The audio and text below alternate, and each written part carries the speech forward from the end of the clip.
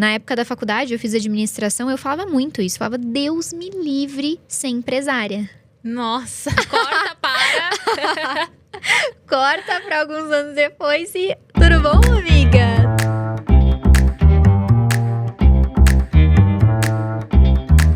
Bonjour, madame! Seja muito bem-vinda a mais um episódio do Ponta Solta Podcast, o primeiro e único podcast a abrir a verdade nua e crua do digital, através dos maiores nomes femininos do empreendedorismo, aqui tanto no Brasil quanto na Europa e outros lugares do mundo. Eu me chamo Maia Santos, sou fundadora da maior comunidade de posicionamento do Brasil e hoje nós vamos falar sobre escrita, sobre persuasão, sobre gerar desejo. Então, já coloque aqui abaixo o seu like. Se você está ouvindo pelo Spotify, não esqueça de avaliar o podcast e também de nos acompanhar, de seguir nas nossas redes, tanto no TikTok, Instagram, YouTube, Spotify, sempre buscando por Ponta Solta Podcast. Afinal, aqui o objetivo é que você consiga se identificar como empreendedora e entender que essa perfeição, muitas vezes que é vendida, ela não existe. Existem, sim, erros, inseguranças, medos, desafios que nós precisamos passar o tempo todo, comparação e tudo aquilo que você talvez esteja vivendo neste exato momento. E, bom, a nossa convidada de hoje, ela que tem aí na carreira, em seu currículo, mais de 2.000 copywriters formados. Ela é empresária e também copywriter. Construiu uma empresa com faturamento de múltiplos 7 dígitos no ano, dedicada a ensinar copywriting e escrita persuasiva para todos que querem se destacar no digital. Ela é apaixonada por encontrar as palavras ideais para vender o produto certo para a pessoa certa, no momento certo.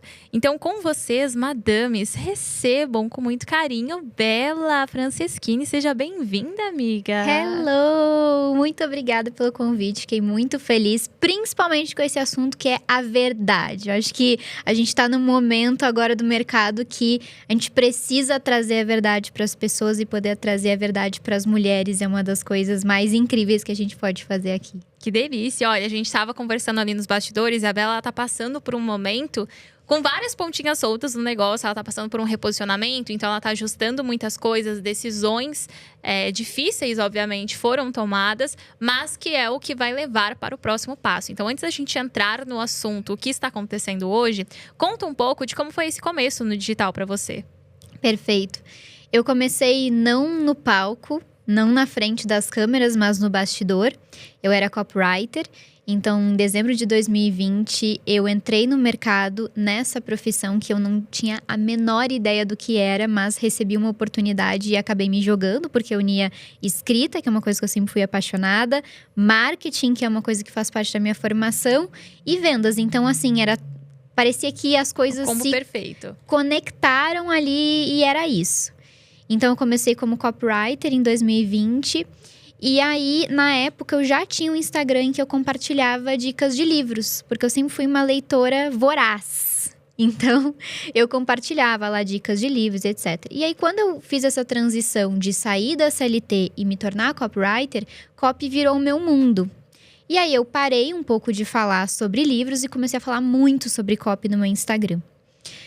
Fui nessa jornada na minha carreira como copywriter ali durante 2 anos, né? Me dediquei 100% a isso. Então, escrevi várias campanhas no mercado digital para vários nichos diferentes. Saúde, desenvolvimento pessoal. Qual o nicho mais aleatório que você já escreveu?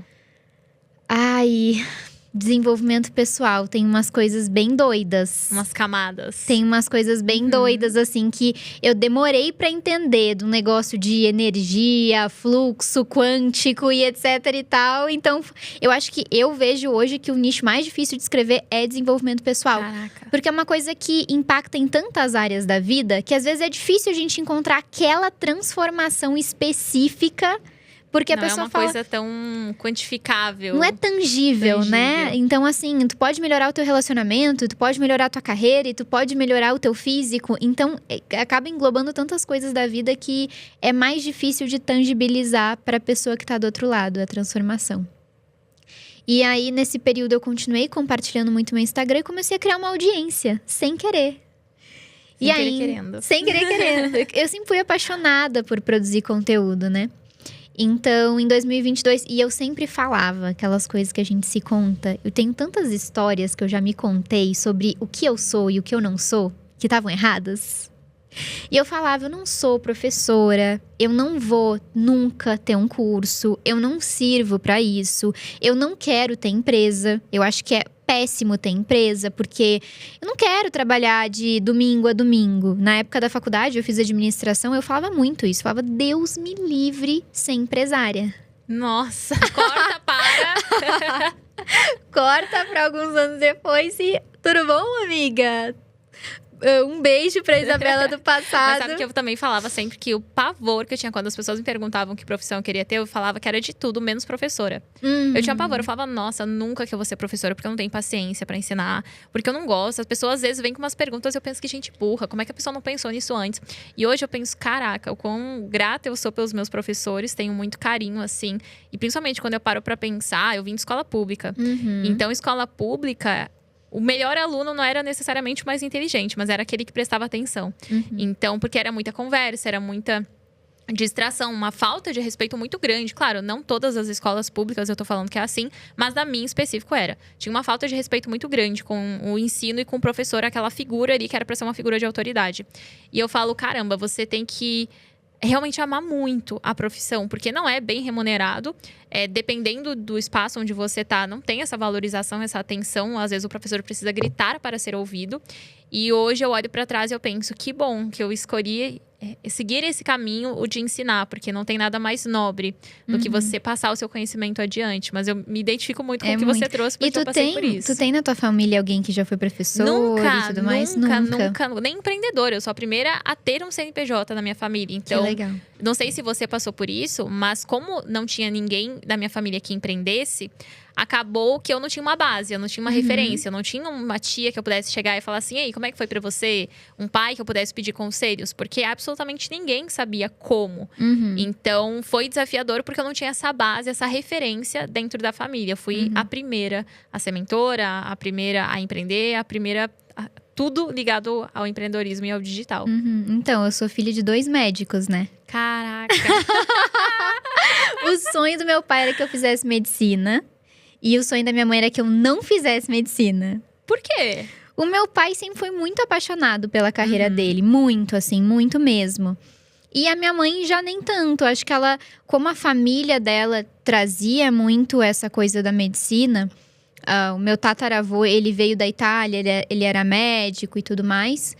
E aí, depois, todas as gerações vieram nisso, ela meio que escolheu desse jeito. Mas o meu pai não. Aí, quando eu falei pra ele que eu ia fazer administração, ele falou, então, agora tu pode administrar hospitais. Meu Deus. Ele tentando de todas as formas. Calma, filha, tá tudo certo. Eu arranjei uma forma aqui. Marketing para médicos, você pode fazer. Exatamente. Mas é muito interessante, né? Mas a minha avó, por parte de mãe, era professora. E ela que trouxe tanto essa coisa pra mim, desse amor aos livros, esse amor ao conhecimento. Eu sou muito apaixonada por educação. Muito mesmo, assim. Então, aí ali em 2022, eu fiz um movimento na minha vida de desenvolvimento pessoal muito forte, em fevereiro.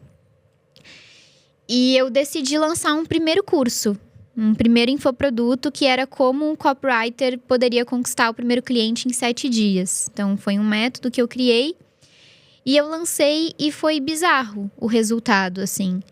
Eu tinha 5.000 seguidores na época, 2022. Caraca. Loucura.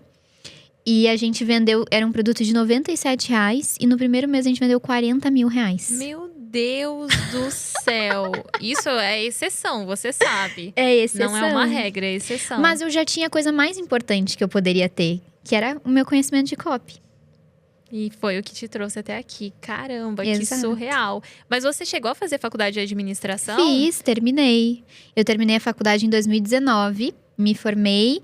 E aí eu trabalhava como estagiária numa empresa, que era uma multinacional de dados israelense. Nossa, calma, volta. Volta, como assim? A gente tinha um produto, a empresa tinha um produto muito incrível, que era… Eles conseguiam pegar os dados de todas as empresas que vendiam e-commerce no Brasil. Então, a gente, por exemplo, sabia quantas pessoas acessavam o site da Renner por mês, quantas pessoas acessavam o site da Riachuelo, quais eram os produtos que elas mais buscavam. Então, a gente vendia esses dados para grandes empresas. E na época, eu era gerente de contas. Então, Customer Success, que depois ficou tão conhecido no Brasil. Na época, era uma coisa muito nova. E o meu trabalho era cuidar dessas contas e fazer com que elas crescessem, né? Então, aumentar, fazer upsell, enfim, todas essas questões aí de progresso das contas. Então, eu cuidava disso, eu fiquei 2 anos e pouco lá. Eu amei, assim, foi uma super escola. Cheguei a ir para Israel visitar a empresa. Caramba! Foi muito legal a experiência. Mas ali em 2020, quando veio a pandemia, eu percebi que não era aquilo que eu queria fazer. Porque eu queria ser rica. Eu sempre Decidida. tive… Gente, eu sempre tive… Não, eu sempre tive isso muito forte dentro de mim. Eu quero ter dinheiro para ter uma vida além do confortável. Para ter acesso a tudo que eu sei que eu posso ter. E aí, eu vi que não ia ser naquele modelo que eu ia chegar nisso. E aí, eu comecei a buscar coisas e encontrei Cop. Mas sabe que a minha mãe, ela sempre falava que eu tinha que aprender a cozinhar e limpar a casa. E isso eu com 9 anos, eu virava pra ela e respondia: mãe, eu não preciso disso. Eu vou ser tão rica que eu vou contratar pessoas para fazer. Olha isso, gente, 9 anos. Como? Não tinha uma referência de pessoa rica na família. Mas na minha cabeça, eu ia ser rica e eu ia contratar pessoas para cozinhar e limpar a casa pra mim. Porque eu não ia ser madame, não ia fazer. E eu ficava alimentando muito essa ideia, assim. Só que quando eu comecei a empreender e a trabalhar, de fato, e ganhava, sei lá, R$857 por mês, eu comecei a pensar, gente, se um dia eu fizer R$100 mil, eu vou ser a pessoa mais rica, eu me aposento. Eu me aposento, porque era muito distante. Então, ao mesmo tempo que, quando criança, eu tinha esse desejo muito grande de ser rica, parece que quando eu fui pra essa fase adulta, eu fiquei com esse, tá, mas eu acho que não vai ser tão fácil. Então, quando eu fizer R$100 mil, eu vou me aposentar, porque eu vou ser a pessoa mais rica de toda a minha família. E é muito doido como o digital, ele vai até mudando, muitas vezes, esse parâmetro que nós temos de números. A referência, A né? referência. Então, você vai até perdendo a noção. Demais. A gente estava mencionando também até a questão do trabalho. Você vai perdendo, às vezes, a noção do trabalho, de que, poxa… Hoje, um médico, por exemplo, olha quantos anos seu pai e sua mãe não tiveram que estudar. Olha quanto tempo eles não tiveram que sentar na cadeira de aprendiz e focar e fazer o que tinha que ser feito. E hoje em dia, você tem um bom ano no digital, você tem um bom resultado, você cresce de forma rápida, claro, usando as estratégias certas, estando nos ambientes certos. E muitas vezes a gente entra num momento de acomodação. De, poxa, mas já foi tão fácil construir isso aqui. Não fácil no sentido, claro, aquele fácil que demora 2.000 dias, que eu sempre falo. Rápido que demora 2.000 dias. Então, mas foi tão menos trabalhoso quanto eu imaginei que seria, quanto a referência que eu tinha que seria, que às vezes gera esse acomodamento. E pra gente começar aqui do meio pro final, eu queria que você começasse trazendo uma grande cagada que você já cometeu dentro dessa jornada do empreendedorismo. Uma só, aquelas… Você pode trazer a lista, a gente adora a lista, pode trazer a lista. Deixa eu abrir aqui meu caderninho que eu vou… Deixa eu pensar, uma grande cagada que eu cometi. Existem muitas pessoas que entram no digital e começam e fazem uma coprodução, buscam uma agência, etc. E isso nunca aconteceu comigo. Eu nunca tive agência me lançando, eu nunca tive coprodução. Achou que eu ia falar que era coprodução. Eu já ia falar, eu também tive, não faça, horrível. Não, mas assim… É interessante trazer o outro lado, porque eu acho que é mais raro isso, de sair assim e construindo sozinha. E até hoje eu não tenho sócio. Não tenho nenhuma pessoa assim que divide nem porcentagem de empresa e nem tanto o fardo, digamos assim, que é empreender. E eu demorei para perceber que eu não necessariamente precisaria de um sócio, mas eu precisava de uma equipe líder dentro da minha empresa que pudesse dividir essa responsabilidade comigo, que pudesse tirar coisas de mim que eu não precisava mais estar olhando e fazendo, para que as coisas fluíssem e a empresa crescesse muito mais rápido. Então, uma grande cagada que eu cometi foi… Eu comecei oficialmente a minha empresa em 2023. Foi quando eu falei assim, em janeiro eu… Sou empresária. Tirei os meus contratos de serviço. Falei, não vou mais escrever pra fora, vou focar um tempo aqui na minha empresa e depois eu entendo se eu quero ter também modelo de agência aqui dentro. Porque são modelos completamente diferentes. Infoproduto, agência, modelos de negócio bem diferentes. E aí, eu comecei a construir equipe. E todo mundo ficava embaixo do meu guarda-chuva. Então, chegou um momento que eu tava com 10 pessoas. Caramba. Conectadas você a tendo mim. que fazer a gestão dessas 10 pessoas. Olhar métricas, olhar para o financeiro da empresa, todas as questões jurídicas passavam por mim, tudo de campanha, eu que tinha que trazer a iniciativa, todo o conteúdo sempre fui eu que fiz, eu nunca tive social media, nunca tive ninguém para me ajudar nisso, no máximo designer, editor de vídeo. Então, a empresa, ela cresceu muito rápido e nesse crescimento eu acabei colocando todo mundo abaixo de mim. E não fiz essa contratação mais estratégica da liderança, que seria essa pessoa que poderia fazer esse meio de campo. Esse meio de campo. E aí, o que começa a acontecer é que a gente começa a crescer muito e evoluir muito, e a equipe não acompanha. E a gente começa a criar um gap muito grande entre nós e a equipe operacional. Porque falta um tático. Sim. Ali no meio. Não tem jeito. É o estratégico e operacional, a gente não consegue na velocidade e na simplicidade, muitas vezes, trazer para a equipe o que precisa ser executado. Então, eu demorei para fazer esse processo. Agora, eu trouxe uma pessoa que eu tô muito feliz. Que agora a gente vai construir. E é uma delícia quando a gente acerta e traz essa pessoa. E aí, você fala, meu Deus, obrigada. Mas só para vocês entenderem, imaginem o seguinte, tá? Hoje, a empresa, no nosso caso, somos 40 colaboradores. Imagina se essas pessoas todas ficassem abaixo de mim. Seriam 40 pessoas que eu seria responsável por estar ali exigindo performance, conferindo métricas, dando feedback. Ou seja, seria insustentável a longo prazo e extremamente exaustivo. Então, quando a gente fala de trazer lideranças, é você pegar os setores. Então, geralmente, uma empresa no digital vão ter 4 principais setores, que é comercial, marketing, produtos e operações, ou, a depender do seu formato, administrativo. E aí, imagine que é como se tivesse uma linha. Então, a gente tem aqui a linha porta para dentro, porta para fora. É assim que funciona a estrutura de uma empresa. Então, o que é porta para dentro? Tudo ligado ao momento que o cliente entra. Então, o cliente entrou, ele está ali com produtos, ele está ali com operações. O cliente vai entrar, ele é um lead, ele está ali muito com comercial e marketing. Então, porta para fora. Então, são 4 setores e é como se tivesse essa linha no meio.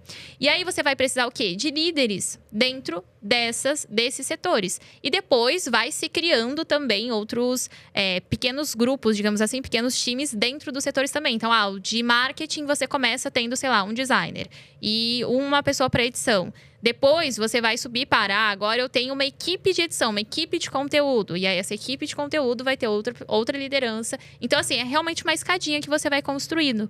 E isso vai te dar mais tempo, isso te dá a certeza que as demandas estão sendo executadas no momento que elas precisam ser executadas. Então, um feedback, hoje em dia, para, sei lá, copy, não sou mais eu que dou esse feedback. É a head de marketing que vai lá, vai sentar e vai conversar. Então, eu falo que hoje, para a pessoa chegar até mim, dentro do nosso organograma, além dos líderes, a gente tem a diretoria e depois vem a CEO. Ou seja, essa pessoa que está aqui no operacional, para ela chegar até mim, de duas uma. Ou ela fez uma coisa muito certa, ou ela fez uma coisa muito errada. Então, raramente esses problemas chegam até você quando você está numa cadeira mais acima. Só que tudo isso é uma construção. Então, um ano e meio atrás, não tinha-se essa noção. Você aprende a ser empresária, você aprende a estruturar a empresa. E muitas vezes dá esse medo de, mas eu vou trazer uma pessoa para dentro da minha empresa e ela também vai tomar decisões e como que vai ficar isso e dá esse conflito no começo, mas é muito um processo e você vai aprendendo no processo. Eu tive coprodução durante um tempo, até eu falei que coisa horrível e tal, mas não, gente, é muito assim. Hoje eu não começaria desse formato. Quando aconteceu, foi como tinha que acontecer, serviu ao momento do negócio que tinha que servir. Sou muito grata, honro a vida de cada um que se envolveu. Isso nunca muda, sempre vou ter uma gratidão enorme. Mas chega momento de negócio que fica insustentável. Você ter um modelo de coprodução, um modelo de agência, porque é uma porcentagem muito grande que leva do seu negócio. A gente foi fazer uma conta de caneta, onde a gente tinha feito um lançamento que só de porcentagem a coprodução levou em faturamento o que hoje é a folha anual da minha empresa, de equipe. Exatamente. E eu falei, 40 pessoas no ano estão me custando que em um mês a coprodução levou, não faz sentido. Então, foi o momento que a gente, vamos construir, então, a equipe interna. E aí, foi um mês turbulento. Porque foi uma transição de sai coprodução, vamos pegar todos os processos que eram feitos pela parte da coprodução e implementar na empresa. Então, foram do nada, assim, 6 novas contratações que a gente precisou fazer. E aí, uma empresa que estava de 3 colaboradores foram para 10. De repente, a gente viu que precisava mais e faz mais ou menos um ano dessa transição de 4 para 40 colaboradores. E é muito expressivo e todo mês a gente tem alguma contratação diferente. Por quê? Porque você vai construindo novos projetos, você vai tendo mais tempo livre para pensar estrategicamente e isso vai refletindo no seu faturamento. Então, você tem um crescimento maior. Por quê? Porque você não está tanto no operacional. Você consegue estar mais no estratégico, pensando com mais clareza no próprio negócio. Então, você sentiu essa diferença, assim, esse choque de realidade quando você trouxe lideranças para dentro da sua empresa? Nossa, totalmente, assim. E é bem o que tu falou, no início a gente não entende muito bem como vai ser essa dinâmica. Porque nós estamos tão acostumados a tá naquela correria e eu tenho que olhar para tudo. E se eu não olho para tudo, as coisas não vão acontecer, que é difícil no início a gente ir soltando aos poucos e dando mais responsabilidade e tudo mais. Mas eu sinto muita diferença, assim. Agora a gente tá fazendo nosso planejamento estratégico, muita coisa vai mudar na empresa. E a gente fez um super diagnóstico, nós duas juntas. E aí eu falei, vamos para a próxima reunião, então, a gente destrinchar isso mesmo em KRs. A gente tem os objetivos, aí o que a gente vai fazer quais são os resultados que a gente precisa buscar para atingir esses objetivos. E aí, eu cheguei na próxima reunião e ela tinha feito tudo já. Eu falei, que isso, meu povo? A vida era pra ser fácil assim, eu não sabia. Como assim? Isso é possível? Eu nem sabia gostoso. que isso era possível. Eu gravei uma story agora, antes da gente começar, que eu tava no carro. E aí, eu fui pegar o YouTube pra postar um shorts. E aí, quando eu entrei, eu vi um monte de rascunho ali. Vários vídeos editados que tinham sido uplados ontem. E aí eu falei, gente, eu nem sabia. Um monte de vídeo que tinha sido postado, eu nem sabia que estava sendo postado. Hoje, se me perguntar, às vezes tem seguidores que me encontram e falam, aquele e-mail que você mandou. Eu falei, que bom que você gostou. Eu nem sabia que foi enviado, mas se foi, é sinal que minha equipe tá trabalhando. Aí aqui também as meninas estavam fazendo cobertura nos stories. E aí a Ju me marcou. E ela falou, a Maia gravando e respondendo nos stories. Como que eu respondendo direct? Como isso aconteceu? Eu falei, não sou eu, é a Laura que tá lá respondendo direct. Então é muito gostoso, porque a sua empresa deixa de ser sobre você. Ela roda, né? Exato, ela vira uma empresa de verdade. E aí, quando chega nesse ponto em que ela roda sem você e você nem tá sabendo, tá rodando e-mail, tá dando tudo certo, você só fica sabendo do resultado positivo disso depois, eu falo, caramba, é o ápice. É uma sensação muito gostosa que vale a pena todo o esforço que exige até você conseguir chegar nesse momento. 100%. E eu acho que uma segunda cagada que eu posso dizer que é muito grande e a maioria das pessoas comete. Porque assim, quando a gente começa a empreender, tá muito claro na nossa cabeça que a gente precisa sair da zona de conforto. Mas enquanto nós estamos empreendendo, a gente tem sempre vai ter, o ser humano sempre vai ter uma tendência a voltar para o seu lugar de conforto. E como empresárias, nós precisamos o tempo inteiro sair dessa posição e pensar como a gente pode trazer uma coisa nova que às vezes vai nos provocar vai dar uma mexida por dentro, um frio na barriga, mas que a gente vai trazer essa mudança. E para mim, uma das coisas que mais fica forte, que foi um erro nesse último ano da nossa empresa, é que eu escrevi muito lançamento quando eu era copywriter. Então, para mim, essa é a minha zona de conforto. E o que aconteceu com a minha empresa? Lançamento. Então, a gente não se abriu para outros funis que a gente poderia aplicar na empresa, porque eu sempre acabei voltando para minha zona de conforto.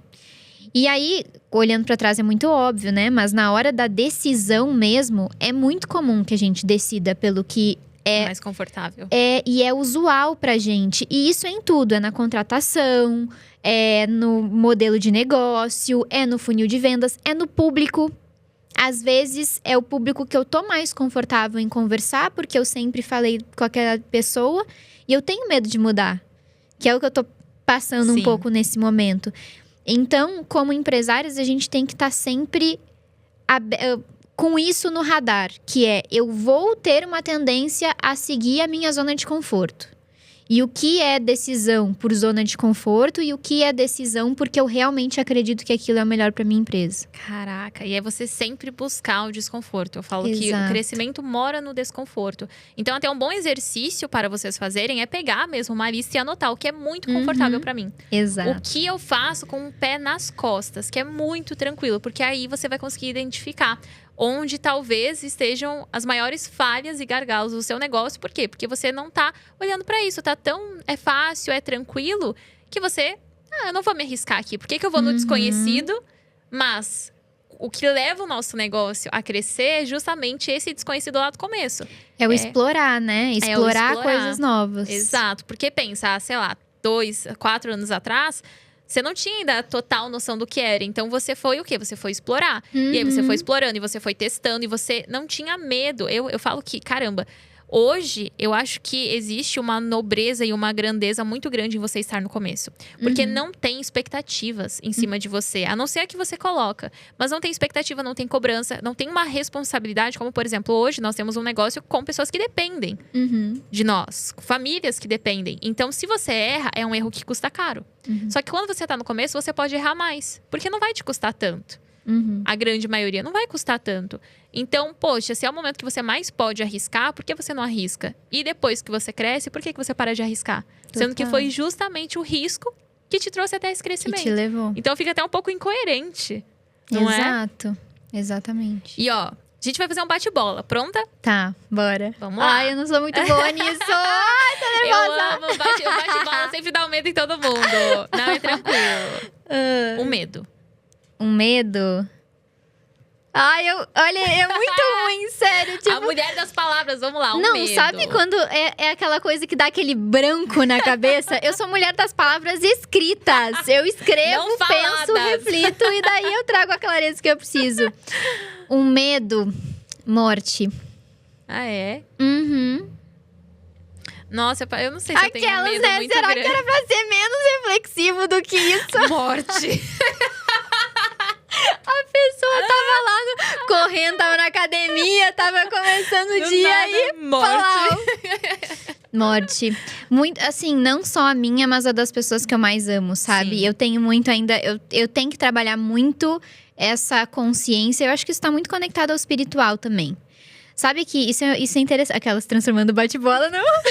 Amiga, vamos não é pra falar. Cala a boca. Fala, quero ver. Eu acho que empreender me obrigou a me reconectar com o meu espiritual. Muito, assim. Porque a gente lida com tanta pressão, tantas coisas que acontecem e tanta incerteza que se a gente não tem um lastro mais forte de alma mesmo, sabe? De espírito e não só no material, fica muito difícil pra gente continuar. Muito difícil mesmo. Então, é uma coisa que eu tenho trabalhado e quero trabalhar cada vez mais. Essa coisa de lidar com o fim, né? Lidar com o que é finito, com o que acaba. Porque a morte tem muito esse significado também, né? Sim. Então, inclusive no reposicionamento. Reposicionamento é a morte de uma marca que já existiu pro nascimento de uma nova marca. Então, Esse onde medo. tá o medo é o caminho. Não, mas sabe que você falou aqui um ponto importante. Essa questão da morte me pegava muito também. E aí eu lembro que eu era adolescente, eu tinha uns 16 anos. E adolescente, geralmente, a gente é meio besta, assim. Eu era super bobinha. E eu não é que eu não dava tanto valor para os meus pais, mas é que as minhas dificuldades e preocupações de adolescentes pareciam super superiores a perguntar como foi o trabalho do meu pai, por exemplo. Como perguntar como foi o dia da minha mãe. Então, os meus problemas pareciam super superiores. E aí, eu lembro muito que com 16 anos, eu vi eu não lembro se era um filme, o que era, mas basicamente contava a história de uma menina que ela perdeu a mãe no dia em que ela mais brigou com ela. Então, ela saiu de casa recém-abrigado com a mãe, discutido, falado coisas horríveis, e ela não teve a chance de mudar isso. Então, as últimas palavras que ela trouxe pra mãe dela eram as coisas que ela jamais gostaria de ter dito. E eu fiquei pensando muito nisso. E naquele dia, com 16 anos, eu tomei a decisão de que, eu não durmo brigada com ninguém. Com ressentimento de absolutamente ninguém. Por mais que eu tenha que passar por cima de todo o orgulho que eu tiver. Mesmo que às vezes eu esteja certa. Eu falo que eu tô errada só pra... Vamos encerrar isso aqui pra ficar bem. Então, eu não durmo brigada com ninguém. E Não importa quantas vezes eu fale com a minha família no dia, se eu falar 15 vezes, as 15 vezes, a última coisa que eu sempre falo é o quanto eu amo eles. Então, eu preciso ter essa paz e essa certeza de que, independentemente do que vai acontecer, a minha família sabe que eu amo eles. Então, eu pego um voo, eu já mando mensagem. Estou embarcando, amo vocês. Minha mãe me ligou, eu falo, mãe, te amo, bom dia. Pai, te amo, o tempo todo. Então, eu peguei muito esse costume e foi muito bacana porque eu comecei a exigir deles também. Então, eu saía às vezes pra ir pra escola e aí minha mãe me dava tchau e falava, você não vai falar que me ama, não? E se eu não voltar pra casa, você tem que falar que me ama. Aí virou costume, imagina, gente. Bem de boa. E aí virou costume. Então, assim, a gente faz questão de falar, eu te amo o tempo todo. E eu vejo que tem pessoas que não têm esse costume, não têm esse hábito. E aí, poxa, imagina… É meio mórbido o que a gente tá falando aqui agora, mas é verdade. Imagina que triste é você perder uma pessoa sem ter a certeza de que as últimas palavras que aquela pessoa ouviu da sua boca é o quanto você ama elas. Então, se minha mãe ligar aqui agora, gente, eu juro por Deus, eu vou terminar falando, mãe, te amo. Então, eu sempre falo eu te amo pros meus pais. E as pessoas não têm o hábito de fazer isso. E eu acredito que isso faz com que o fim seja um pouco mais doloroso. Porque aí você fica nessa incerteza. Ó, seguindo. Depois de falar sobre morte, uma cor… Preto. eu Nossa, adoro. tô sombria hoje. Nossa. Um filme, Família Addams. Bandinha, zoeira. Bandinha. É sério, né? Uma viagem. Uma viagem… Itália. Nossa, eu amo Itália. Itália. Gente, não tem um canto da Itália que não preste. Juro. Não, e a comida. Você pode sentar onde for, a comida vai ser boa, o sorvete. É muito gelato. maravilhoso. Nossa. Carboidratos, né? Carbs. Nossa, amamos. Uma estação do ano. Primavera. Gosto do outono. Outono é maravilhoso também. É bom demais. É. Seu filme preferido? Harry Potter. Segunda que fala isso, sabia? Eu sou muito apaixonada por Harry adoro Harry Potter, Potter. gente. Muito apaixonada. Acho que é uma coisa atemporal. E tem tantas lições ali. E eu acho que é muito legal acompanhar o crescimento, sabe? Essa evolução. Eu acho Você muito… vê desde pequenininho. Exato. Algo que não falta na sua bolsa. Lip balm. Lip balm, eu amo também. Nossa, minha boca é tão seca. Eu fico o tempo todo. Eu Que sou ódio. viciada. Um esporte. Nenhum, aquelas. Não, eu vou falar tênis, tá? Porque eu Tênis. já tentei jogar, mas… E é o que eu mais gosto, eu acho. Boa. Se pudesse jantar com uma pessoa famosa, quem seria? Nossa, legal essa. Acho que o meu seria Beyoncé, Adele ou Rihanna. Só pensei em cantoras. Maravilhosa. Nossa. Eu tô muito… Porque assim, é que a minha cabeça começa a abrir Aham. em opções. Eu acho que eu jantaria com… Flávio Augusto também gosto. Então, eu acho que eu escolheria algum empresário, Algum empresário. provavelmente. Eu só fui nas cantoras, né? Bem popstar. Eu pensei no Jeff Bezos, só que eu pensei, o que eu ia falar com o Jeff Bezos? Tipo, será que eu ia ter assunto? Talvez uma empresária Oprah, mulher. eu ia gostar também. Oprah. Oprah. Acho que é uma ótima opção. Tô pensando Mas eu em acho que eu Cris escolheria… Junqueira, do Nossa, Nubank. muito, Sim, muito, sim. muito. Agora vai abrindo os loopings, aí a gente vai pensando. Se você tivesse algum superpoder, qual seria?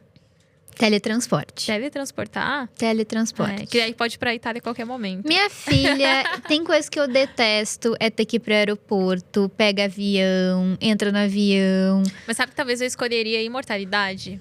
Não, nem pensar. Por quê? Nem pensar. Você acha que o que torna a vida valiosa é o fato de ser finita? Eu acabei de ler um livro que ele vivia 1000 anos. Aham. E eu acho que eu tava conversando muito sobre isso com o Eduardo, né? Eduardo, meu noivo. Porque eu sempre falo Eduardo, aí tu também tem o teu Eduardo. O meu eu falo chuchu quando eu falar dele. Maravilhosa. Mas imortalidade, pra mim, na minha visão, é muito ruim tu viver tanto tempo sem ter as pessoas que tu mais ama à tua volta. Então, tu sabe, a cada novo amor, por exemplo, que tu vai ter na tua vida, tu sabe que vai acabar, tu sabe que… Então, existe também a morte na imortalidade, Sim. sabe? Do outro. Sim. Eu concordo, mas ao mesmo tempo… Nossa, eu sou tão apaixonada pela vida. Aí eu Sim, fico imaginando, eu é tão sei. gostoso saber… Deve ser tão legal passar pelas gerações, né? Exato. Olha quanta coisa mudou 100 anos para trás. E quantas coisas vão mudar daqui 100 anos. E às vezes eu me pego pensando nisso. Poxa… talvez a profissão que a gente tem hoje nem exista, provavelmente não vai existir no futuro. Ou talvez seja completamente diferente e eu não vou estar aqui para acompanhar. Então, eu tenho essa curiosidade, eu sou uma pessoa muito curiosa. Então, eu tenho essa curiosidade de como vai ser daqui 100, 200, 1000 anos. Então, eu acho que a minha curiosidade, ela prevaleceria o fato da perda. Porque eu acho que eu lido bem com a perda. Mas porque eu tenho essa certeza, sabe? De que a pessoa vai estar aqui, eu vou viver o melhor que eu conseguir viver com ela. E vai ser bom enquanto ela estiver viva. E tudo bem, todo mundo morre. Então vai chegar um momento que vai acabar. Eu tenho uma clareza muito grande. Vai acabar, ponto. Tudo na vida acaba em algum momento. Então, eu não sei se esse medo prevaleceria da curiosidade. Acho que a curiosidade iria comandar. Ia comandar, Eu acho que também tem um aspecto de...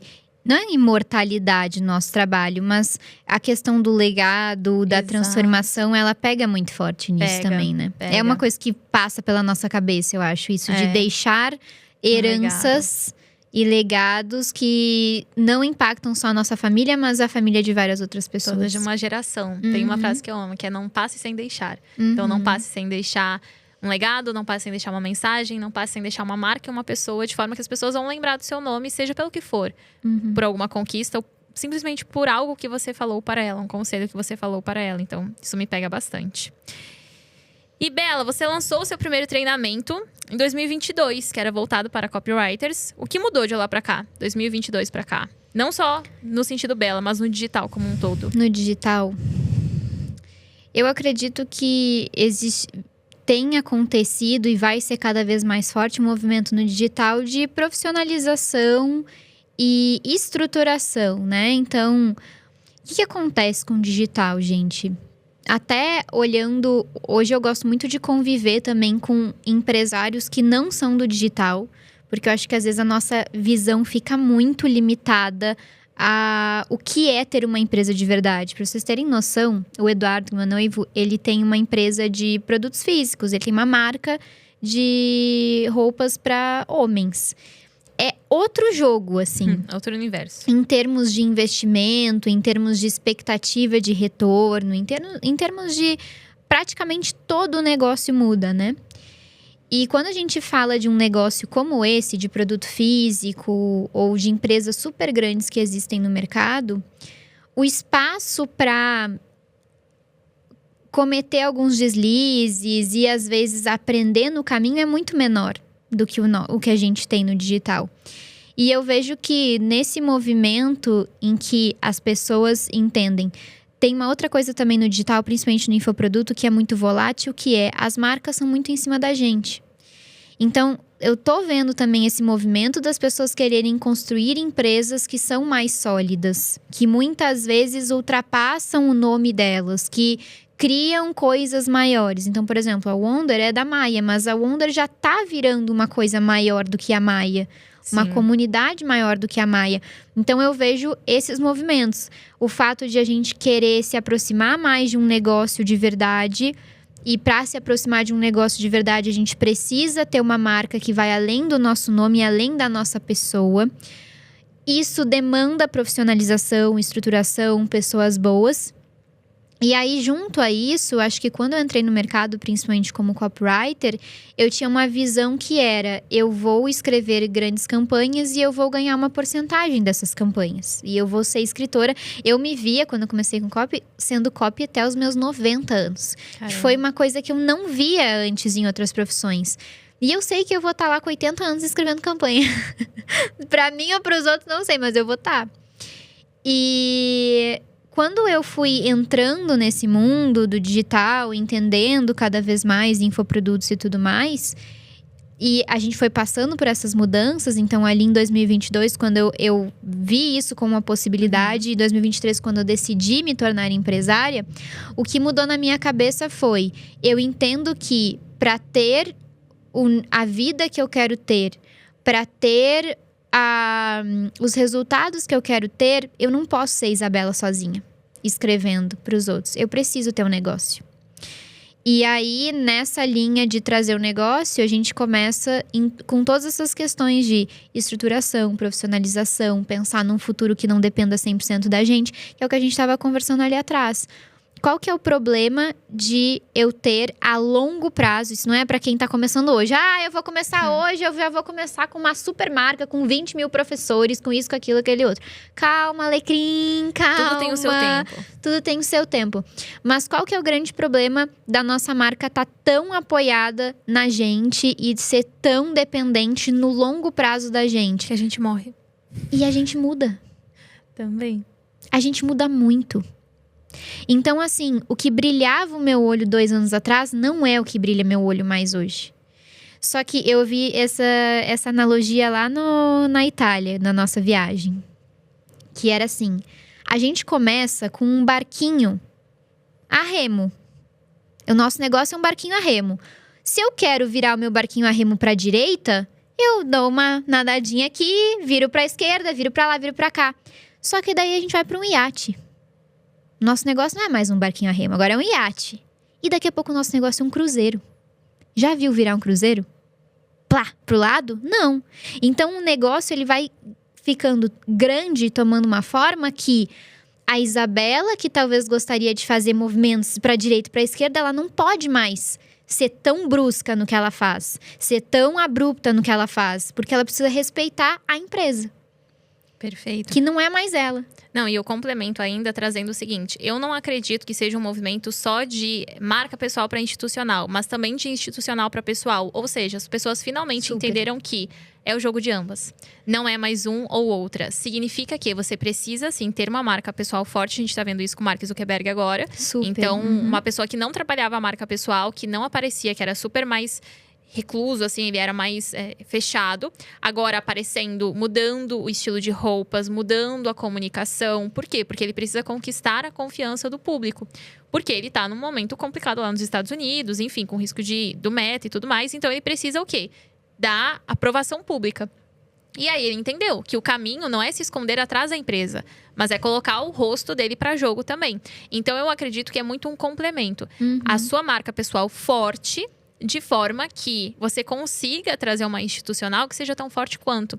Porque quando você trazer institucional, é como se as pessoas já confiassem naquilo. Você não tem um trabalho muito grande para se vender. Então, por exemplo, se eu tivesse começado o podcast sem ter uma marca pessoal forte, eu não conseguiria os convidados que a gente está conseguindo. De só mandar uma mensagem, ei, você pode tal dia? A pessoa na hora topa. Mas por quê? Porque teve essa marca pessoal forte primeiro. Então, eu vejo que eu sempre faço previsões do ano do digital. 2022, eu fiz a previsão de que seria o ano do posicionamento. Então, seria o ano de trabalhar posicionamento muito forte. Depois, em 2023, eu fiz que seria o ano da estratégia. Então, quanto mais... E foi quando surgiu muito forte estrategistas e tudo mais. Então, as minhas previsões estão acertando. Tô dando uma de aqui. Tá dando eu quero certo ouvir a de 2025, então. A de 2024 foi de método. Eu falei que o mercado de educação finalmente se tornaria um mercado de educação. E aí, o que a gente viu, uma movimentação gigante de pessoas, por exemplo, lançando formações, colocando o certificado do MEC nos produtos, falando sobre metodologia, falando sobre trilha de aprendizagem.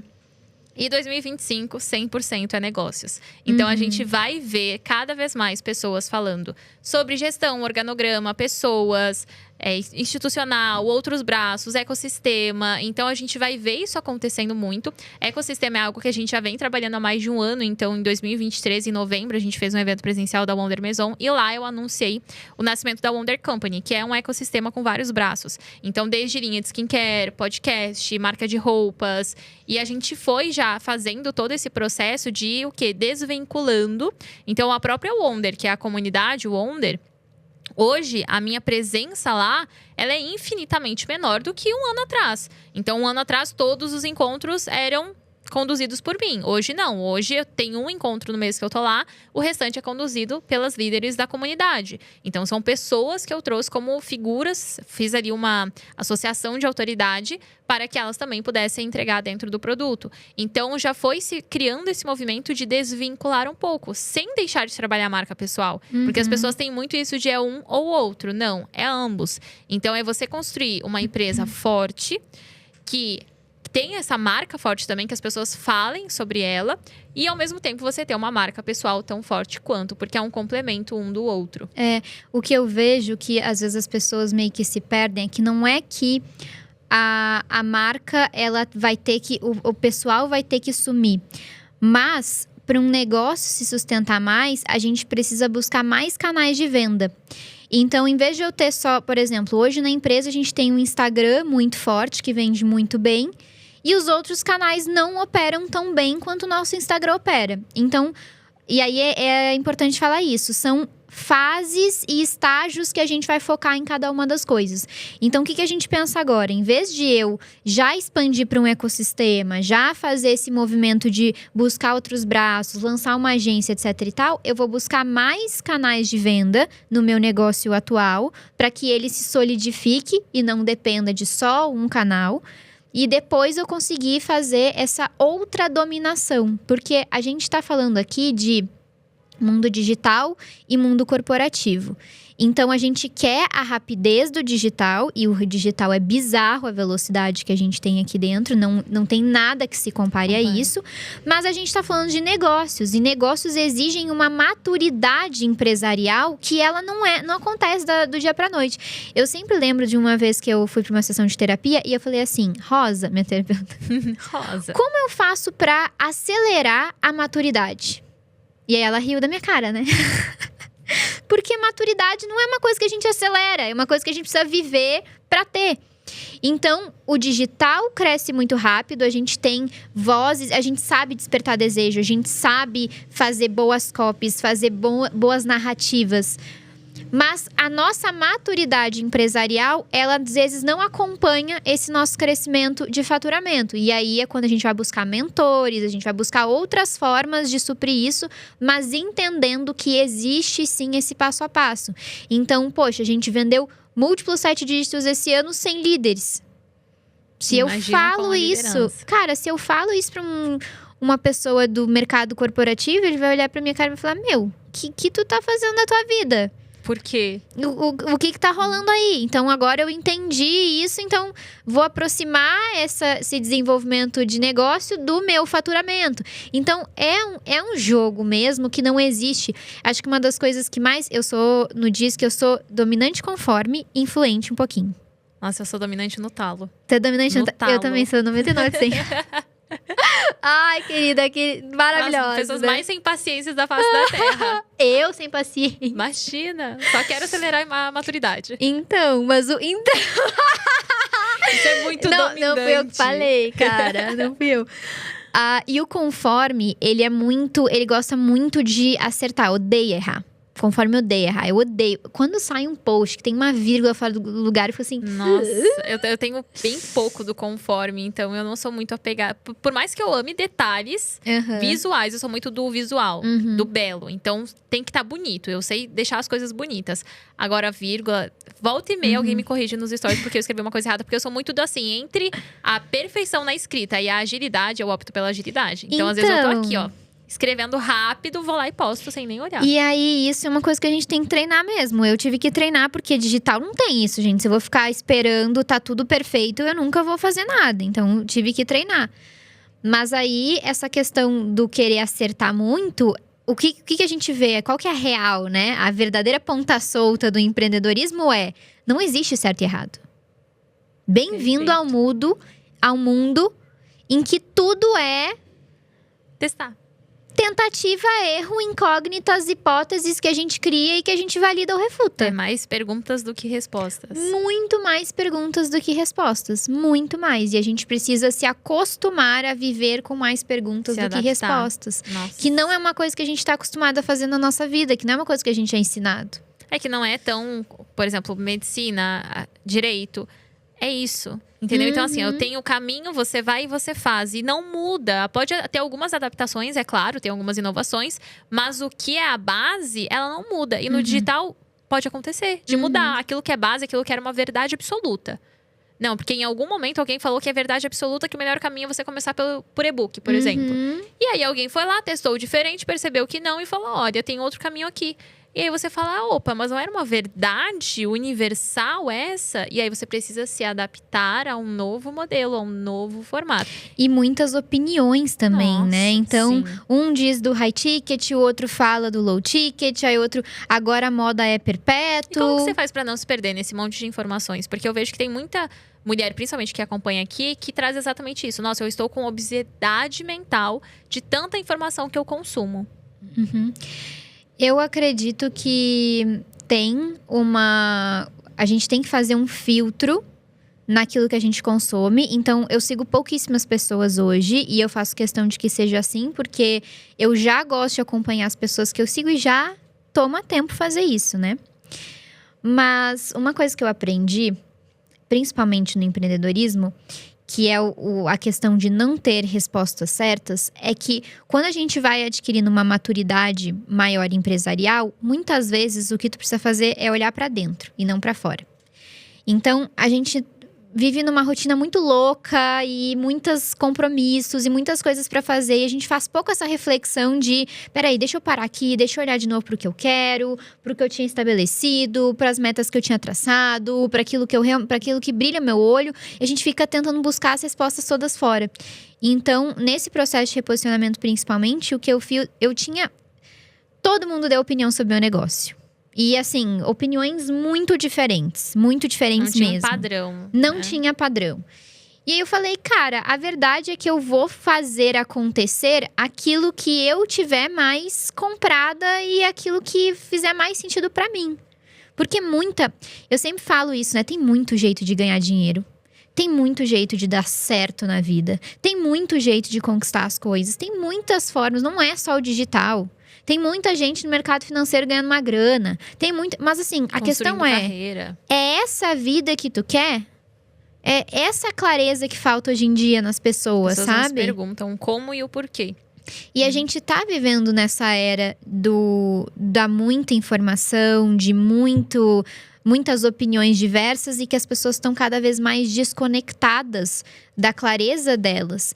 E eu acredito que, assim, o conceito de sucesso mudou muito. E hoje não existe mais um consenso de o que é sucesso. E quando não existe um consenso nas massas de algum termo, existe muita confusão, porque as pessoas não estão acostumadas a acessar o que elas realmente querem.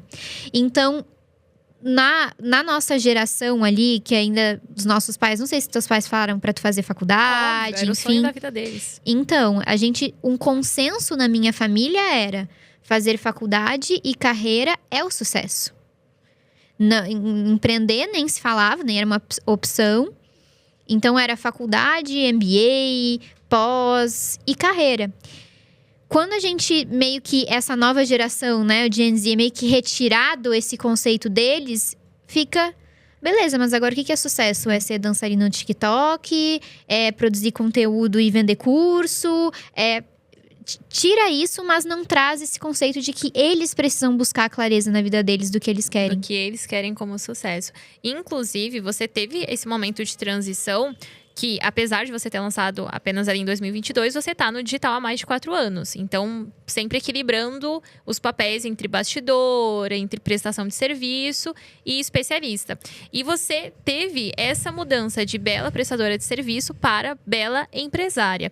Como que foi esse impacto na sua vida e essa decisão? Porque eu vejo que tem muitas mulheres que elas ainda estão nessa posição de mas eu tô aqui fazendo serviço, eu sei que a minha hora é limitada, eu sei que isso aqui a longo prazo não vai escalar, às vezes, para o resultado que eu almejo, mas eu tô tendo resultado aqui, tá confortável. Então, a pessoa, ela não queima a ponte, ela não toma a decisão de eu vou ser empresária, eu vou construir tanto produtos quanto braços que não dependam 100% de mim.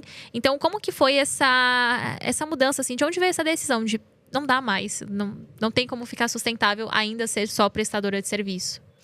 Eu acredito que a verdade, né, lá de novo. Nua e crua. A verdade. É muito comum as pessoas falarem do propósito, do digital, do isso e daquilo. Mas acima de qualquer propósito no início, pra mim foi uma conta. Foi uma conta que eu sentei e fiz. E percebi que pra eu construir o que eu realmente queria, eu não podia ficar limitada ao que eu estava fazendo. E aí, como eu já tinha construído uma audiência e meio que validei essa hipótese de que eu tinha um conhecimento valioso para essa audiência, meio que deu um clique de, cara, eu não posso jogar isso para baixo do tapete. E é muito difícil. O prestador de serviço é aquela coisa que a gente se ilude um pouco no digital, né? A gente vem pro digital, às vezes, prestar um serviço e a gente acredita que isso faz da gente empresários. Isso não faz a gente empresários. Tu é apenas um prestador de serviço. Tu está com a tua mão de obra colocando na empresa daquelas pessoas. Se tu quer ser um empresário, tu precisa ter uma agência, tu precisa ter um estúdio boutique, tu precisa ter alguma coisa que não dependa da tua mão de obra direta. Precisa construir uma estrutura. E às vezes as pessoas pensam, né? Nossa, é muito melhor ser infoprodutor, quem ganha dinheiro no mercado mesmo é infoprodutor e tal. E não é isso, cara. Eu tenho total noção de que se eu tivesse escolhido abrir uma agência, eu continuaria fazendo muita grana. Sim. Porque existe uma demanda bizarra por boas copies no mercado, por funis construídos, enfim. Então, existe demanda para as coisas. Só que a gente precisa entender o que a gente quer. Então, eu acho que o maior perigo é comprar o sonho dos outros. Que é o que acontece hoje com os prestadores de serviço. Então, eles veem uma pessoa que eles admiram, às vezes nossa, olha a Bela, ela era uma copywriter e agora ela é uma infoprodutora. Então, o caminho para o sucesso é ser um infoprodutor. E não é isso. Isso foi uma reflexão que eu fiz, que eu cheguei a essa conclusão, eu tinha um método para vender, eu tinha chegado num resultado que poucas pessoas tinham chegado e eu resolvi abrir essa porta para outros copywriters. Às vezes, tá tudo bem. Cara, tem gente que sonha com ter um trabalho estável, receber ali 10, 15 mil reais por mês. Às vezes é o perfil da pessoa, ela nasceu para estar nessa posição. Isso é algo que eu já entrei em muitas, assim, discussões, e não no sentido ruim, obviamente, mas de debater. Inclusive, já aconteceu de uma colaboradora falar, Maia, eu sinto que eu preciso empreender para crescer, como se fosse demorar muito tempo no formato carreira. E primeiro você tem que se perguntar, você quer empreender? Porque empreender é totalmente diferente de você construir carreira e de você trabalhar dentro de uma empresa. Porque tem os limites dentro da empresa. Diferente. Tem a segurança de que, ok, aquele mês você vai receber aquele valor e pronto. Você fizer um bom trabalho, você vai ter a bonificação, pronto. Agora, o empreender é um eterno jogo de imprevisibilidade. Você não sabe o que vai acontecer amanhã. E outra, não existe o limite para o empreender. Ou seja, vai ter domingo que você vai ter que trabalhar, meu amor. Vai ter madrugada que você vai ter sim que trabalhar. Exato. É uma comparação, é uma pressão. É como se você tivesse... Vou fazer uma analogia aqui. É como se você tivesse sempre no jogo. Então, é um jogo infinito. É um jogo que não acaba. Enquanto na carreira, você pode ter uma vida mais segura, mais confortável, mais estável. Quem tem o perfil que busca por estabilidade, a melhor coisa que você vai fazer por você é construir carreira, porque quando você tentar jogar o jogo do empreender, o que vai acontecer é que você vai chegar à exaustão, provavelmente chegar a um burnout. Você não vai conseguir lidar com a pressão, porque é muita pressão. De novo, é um eterno jogo, é um jogo que nunca acaba. Então você tem que estar sempre correndo com a bola, às vezes a bola tá com você, às vezes tá com um concorrente, às vezes você faz o gol, às vezes você faz um gol contra. E as pessoas não têm essa noção. E a verdade é que tem muito empresário do digital que as pessoas consideram grandes, que não tiram nem 15 mil reais por mês para si. Exatamente. Porque o jogo do empreendedorismo é entender que se eu tive 50 mil reais de lucro esse mês, esse dinheiro não vai para minha PF.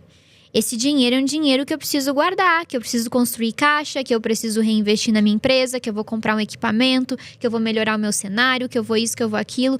Então, lucro não é... Eu gosto muito dessa frase do G4. Lucro não é dividendo. O que é dividendo? Aquilo que tu recebe, né? Os sócios recebem de prêmio ali pelo resultado. Lucro não é dividendo. Então, a gente não pode simplesmente lucrei. Fiz um lançamento de 100 mil, investi 10. E aí, lucrei ali, sei lá, 60 porque tirei todos os outros custos. Eu não posso pegar esses 60 e botar no meu bolso. Eu preciso entender que é uma construção. E se você faz isso, você está acabando com a sua própria empresa. Exatamente. Tá? E tem muita gente que faz, que entra no digital, fiz 100 mil. Aí a pessoa faz o quê? Compra um carro, faz uma viagem para Dubai, compra uma bolsa da Gucci preta com um logo ali escancarado. Meu anjo, você não está construindo negócio. Calma lá. Você não está construindo negócio. Mas é a verdade, a pessoa faz um mínimo de dinheiro ali. Porque assim, se você se contenta, nossa, fiz 100 mil reais e me contentei, você não tá com uma visão a longo prazo. Porque você pode transformar esses 100 mil em 10 milhões, mas você tem que jogar o jogo do longo prazo. E o jogo do longo prazo fez os 100 mil, não vai sair comprando viagem para Dubai, bolsa da Gucci preta com logo escancarado, porque você não vai conseguir crescer. Isso até foi uma discussão num grupo de mentoradas minhas. Que ela tava em dúvida se ela comprava uma bolsa ou não. E aí eu falei, qual que é a utilidade? Primeiro, vai ser na sua PF? Ela falou, na minha PF. Não tá nada ali ligado com a empresa. Eu falei, ok, qual que é a utilidade? Você realmente quer isso ou você quer provar algo a alguém? E ela falou, não sei. Eu falei, então busca a primeira resposta, depois você decide. Não tem essa urgência. A primeira bolsa que eu fui comprar, gente, a minha empresa já tava faturando múltiplos 7 dígitos. Ou seja, eu consegui construir um bom dinheiro para pessoa física, mas isso depois que a empresa já tava, caixa ali perfeito, sei lá quanto tempo de previsibilidade, caixa, tudo garantido, reserva de segurança, tudo lindo, tudo redondinho, para aí eu começar a pensar, poxa, olha, esse valor aqui veio bem a mais, era uma coisa que a gente não estava esperando, posso trazer aqui, investir um pouco mais na minha PF agora. Fora isso, e as pessoas não criam essa mentalidade de longo prazo. Exatamente. E dá uma agonia. Exatamente. E falando em longo prazo, você está passando agora por um processo de reposicionamento. Para vocês entenderem, a Bela, ela falava muito para copywriters e apenas. E hoje ela está mudando um pouco esse público. E talvez você pense, mas não é um impacto tão grande. Imagine você que me acompanha. Eu falo muito para empresárias, eu falo sobre você ser mentora. E de repente eu falasse, então, não vou falar mais para mentoras.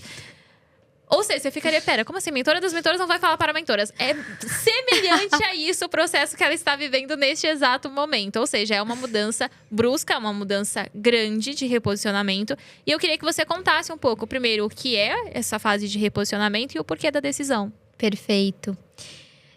Como a gente falou mais no início, essa coisa da nossa empresa está muito apoiada na gente e a gente muda bastante, a gente tem percepções diferentes, eu tenho percepções muito diferentes. Esses dias eu até recebi uma mensagem de uma mentorada assim, eu tava assistindo um Hot Seat de 2022 bolinhas lá, e eu vi que tu falou tal coisa. Eu falei, amiga, não assiste mais esse Hot Seat, eu vou pedir pra equipe tirar todos esses Hot Seats da plataforma, porque assim, não vai assistir isso mais, entendeu? A gente muda, a gente aprende várias coisas, aproveita essa versão aqui que tá mais atualizada, o 2.0.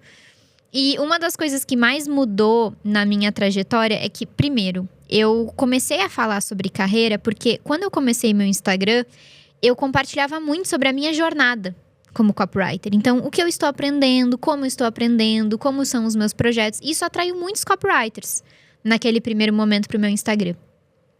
Conforme eu fui crescendo e desenvolvendo outras coisas, eu comecei a criar conteúdos que não eram mais tanto de carreira. Então, se tu vai no meu Instagram, tu vê que os meus conteúdos, eles não têm como precificar o seu projeto. Não tem o conteúdo disso. Tem conteúdo de copy, de persuasão, de como conectar mais com as pessoas, como gerar desejo, como usar as palavras certas. Então, tá muito mais voltado à técnica. E aí eu comecei a construir uma audiência muito diversa.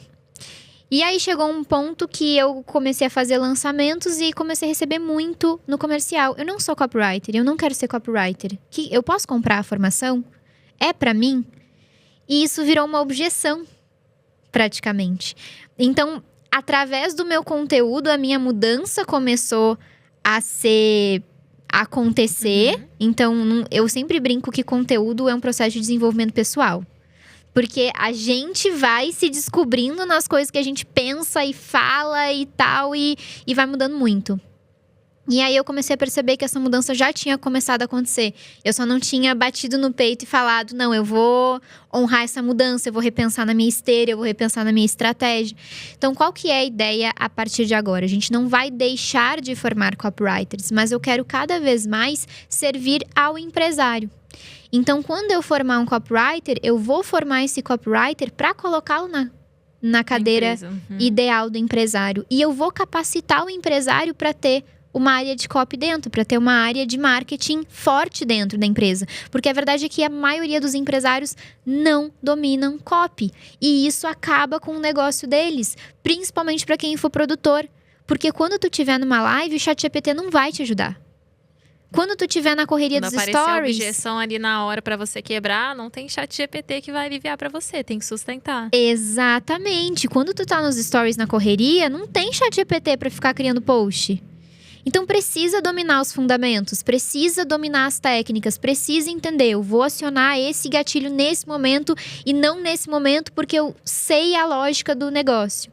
Eu vou falar essa palavra porque é essa palavra que conecta com o meu público. Então, eu percebi que hoje a gente consegue servir muito mais ao empresário, que é a pessoa que eu me conecto. E aí, de novo, né? Eu comecei a participar de muitos masterminds, me envolver com essas pessoas. E comecei a ter pedidos que eu não conseguia absorver, porque a minha empresa estava olhando só para o copywriter. E aí, a ideia é que a gente crie conecte esse ecossistema de copies que a gente já tem, que são muito bons, que estão se desenvolvendo.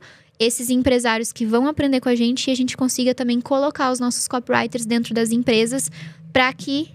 Gostou? Gostei!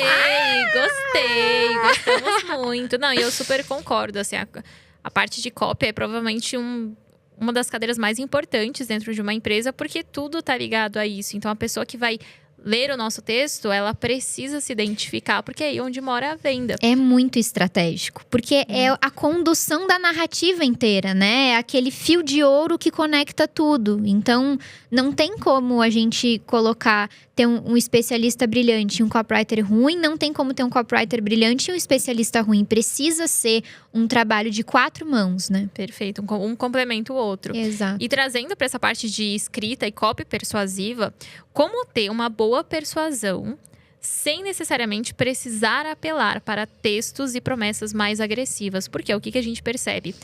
Eu, principalmente, tá? Trazendo aqui sobre uma ótica minha. De que, geralmente, as pessoas que mais são associadas a nossa, como essa pessoa é uma boa copy, é a pessoa que tem um tom muito agressivo e eu não me identifico. Então, essa pessoa aqui, se tem um mínimo de agressividade, se eu sinto que essa pessoa, ela tá mexendo muito nos gatilhos, eu já afasto. Eu falo, não precisa fazer isso comigo. Eu só quero saber a sua verdade. Não precisa. Então, como que a gente pode ter essa persuasão sem necessariamente apelar para a agressividade? Então, um dos elementos muito importantes de copy, eu gosto de pensar em 3 esferas.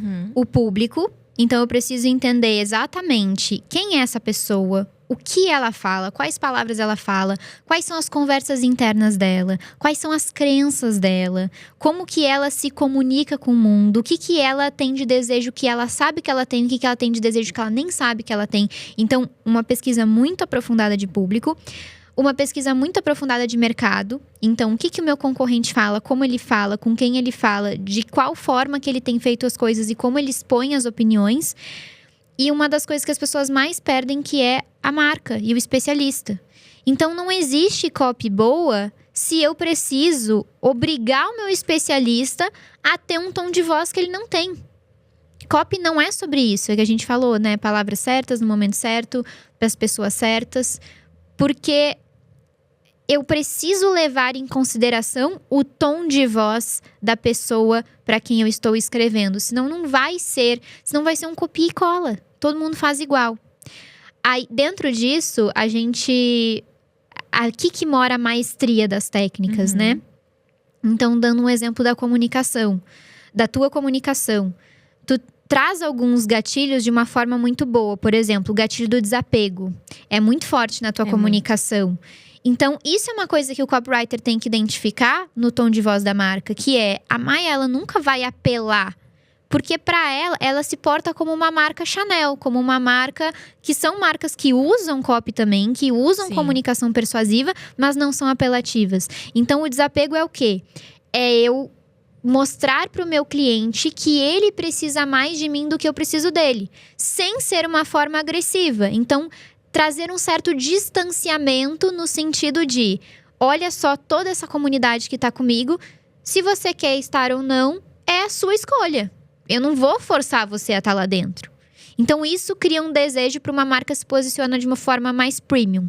Agora, uma marca que talvez não se posicione de uma forma tão premium, ela vai lá e ela quer trazer todo mundo. Então, ela vai usar outros gatilhos de persuasão para ter essa comunicação. Então, eu acredito que é muito unir essas 3 esferas. Porque se a gente solta a parte da marca, não faz sentido. Não, desconecta. Copia e cola. Aí muitas vezes a pessoa fica, às vezes, replicando coisas que ela nem concorda. Então, eu já vi alunas falar assim, eu quero crescer, mas eu sinto que eu preciso falar assim. Eu sinto que eu preciso trazer uma apelação. Eu sinto que eu preciso ser mais agressiva. E eu falo, não, você não precisa. Você precisa saber o que você quer como marca. O que é um valor para você. Não precisa ser apelativa, precisa ser interessante. Uau! Uau! Aí a pergunta é, como se tornar mais interessante? Como se tornar mais interessante? Então, eu acredito que copy é quase como um novo idioma. É o idioma do digital. Porque a gente pega… O que a gente está acostumado? Redação de Enem, a nossa escrita é muito cronológica. Então, primeiro aconteceu isso, depois aconteceu aquilo. Eu fiz um workshop agora para médicos… E é impressionante, todos eles começam o vídeo assim: olá, eu sou o doutor fulano e eu tenho 3 anos de pós-graduação, eu fui formado no coisa… Isso não é interessante para o público. Se o público quer, a gente precisa assumir uma premissa muito importante, que é: o cliente não é idiota. Ele não é idiota. Então, se ele vê um vídeo em que tu traz uma coisa que é interessante pra ele e posiciona de uma forma interessante, que aí a gente consegue usar os gatilhos, curiosidade, traz a coisa mais importante pro topo. Não esconde, não é redação de Enem pra gente botar lá no terceiro parágrafo. Se ele se conecta com aquilo e ele vê que aquilo é algo que faz sentido pra ele, sabe o que ele vai fazer? Ele vai clicar no teu perfil. E aí ele vai… Uau! Uau! Aí ele vai ver os teus destaques, que tu vai ter a tua história. Aí ele vai ver os teus posts fixados, que tu vai dizer quem tu é e quantas 1000 certificações tu tem. Então não precisa botar as coisas em todos os vídeos que tu faz. O interessante é o que é interessante pro meu público.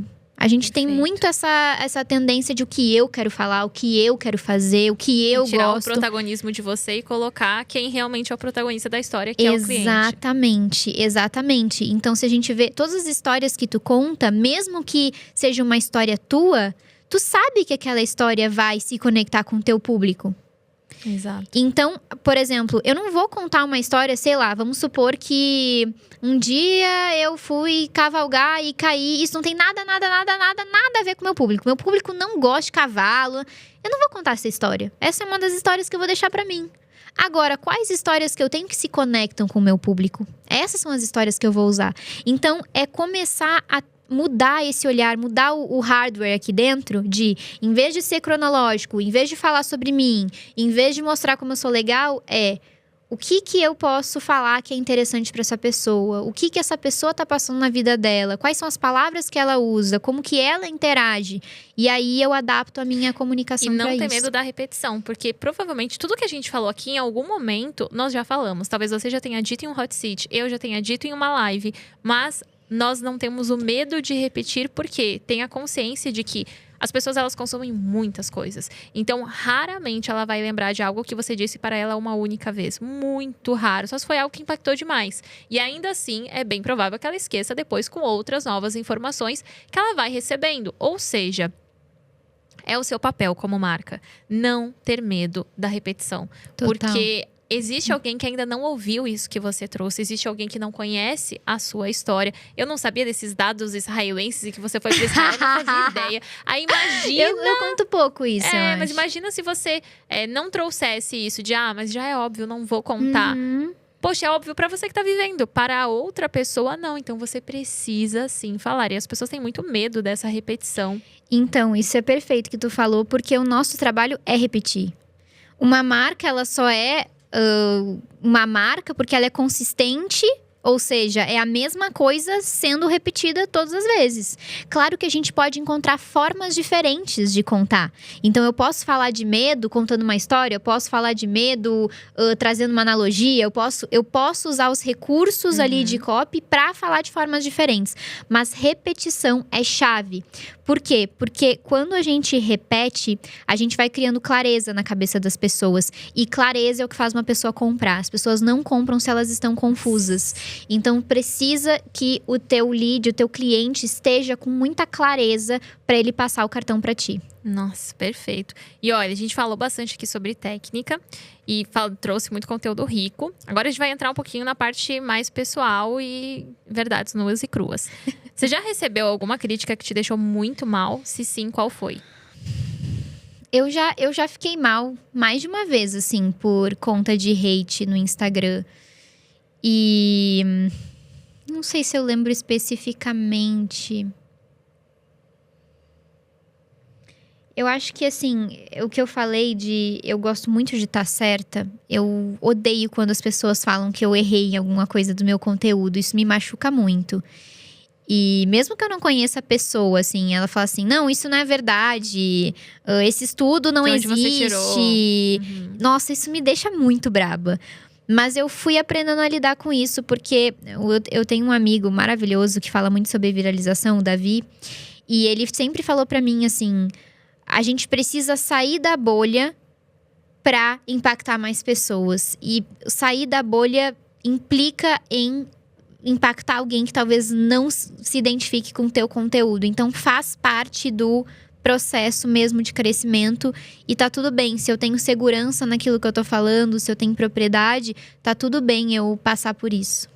E entender que isso também limpa, isso filtra. É. A pessoa que não gosta, ela só vai jogar um hating ali e depois ela vai embora. Às vezes pode até ficar em cima perturbando, mas essa pessoa uma hora ou outra. Total. Se você não dá palco pro hating, gente, ele vai embora. Porque ele, assim, o que alimenta o hate? A atenção. É só o que a pessoa quer. Então, quanto mais atenção você dá, mais aquela pessoa permanece. Agora, quando você simplesmente pratica o que eu amo, que é a lei do silêncio, eu sou muito do desapego. A lei do bloco. Não, eu nem bloqueio. Eu deixo a pessoa, eu faço questão que ela veja o quanto eu não estou nem aí e o quanto eu só cresço mais. Então eu faço questão que a pessoa veja. Pode me criticar, pode bater o que for.